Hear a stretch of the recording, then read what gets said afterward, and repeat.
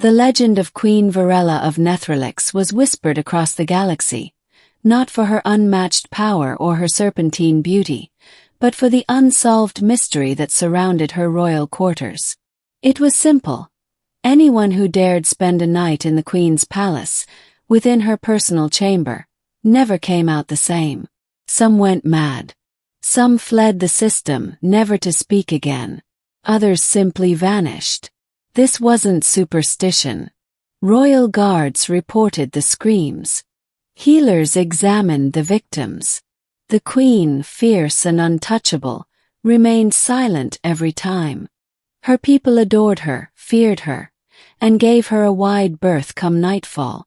But things changed when the Terran Confederation sent an emissary. Captain Rhys Calder, a human with a decorated war record, zero diplomatic training, and a reputation for curiosity that bordered on suicidal. Rhys had barely stepped off his cruiser when he asked the forbidden question during the peace negotiation banquet. What's so dangerous about her bedroom? A sudden hush silenced the thousand-torch hall. Varela's crimson eyes narrowed from across the table. Her black-scaled fingers tapped slowly, and then she smiled. "You wish to find out, human?" she asked in a voice like silk over broken glass. To everyone's horror, Rhys nodded. Middle. Into the Queen's lair.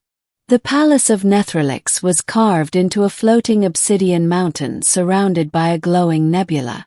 Guards escorted Rhys without a word. There was no ceremony, no prayers, just the sound of heavy doors sealing behind him.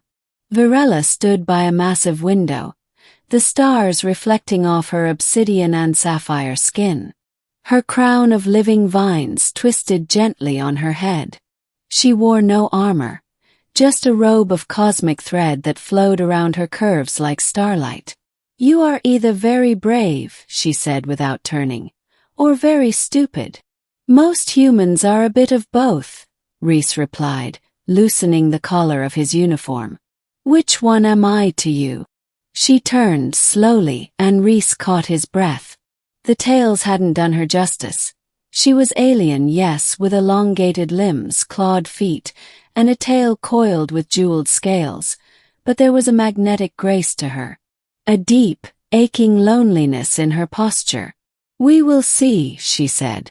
They talked as the night wore on. Rhys expected venom, threats, maybe some strange trap. But instead, Varela asked him questions. About Earth. About oceans. About dogs of all things. "They're loyal to a fault," he explained. "They'll sleep by your side, even when you're at your worst." Her gaze lingered on him. "Do you think I could ever have one? A dog?" "No. Something that would stay. Even through the dark." Her voice trembled just a bit. Then the room dimmed. Shadows twisted unnaturally. The temperature plummeted. Rhys's heart thudded. "Here it comes." "Don't run," she whispered. The walls groaned. A voice, alien, deep, wrong, rattled through the chamber like it was inside his skull. "Unworthy. Flesh. Break." Rhys stumbled but held firm. "What is this?" "A curse," Varela said quietly. "Placed upon my bloodline by a dying god. Every night, it tries to consume the mind of anyone near me. It leaves only if I allow it." "Then why didn't you stop it from hurting the others?" he asked through gritted teeth. "Because they wanted me, not me. They came for power, for lust, for fear. None of them stayed with me. They endured for status. They lied. And me?" Rhys asked, as the voice thundered again. "What do you think I want?" Varela stepped closer, pressing her cool hand to his chest. "I think you just wanted to know me." The shadows recoiled. The pressure in the room lifted like fog. The silence that followed was deeper than space. Later that night, unexpected truths. By the glow of soft starlight, Varela and Rhys sat on the edge of her hovering bed platform, her tail lightly brushing his boot. "The curse only fades," she explained, "when someone sees me as more than a throne. Or a trophy." Rhys leaned back exhausted. "You know," he said, "on Earth we have a phrase, sleeping with the Queen, it's supposed to be an achievement. But no one mentioned the voices of madness." She chuckled.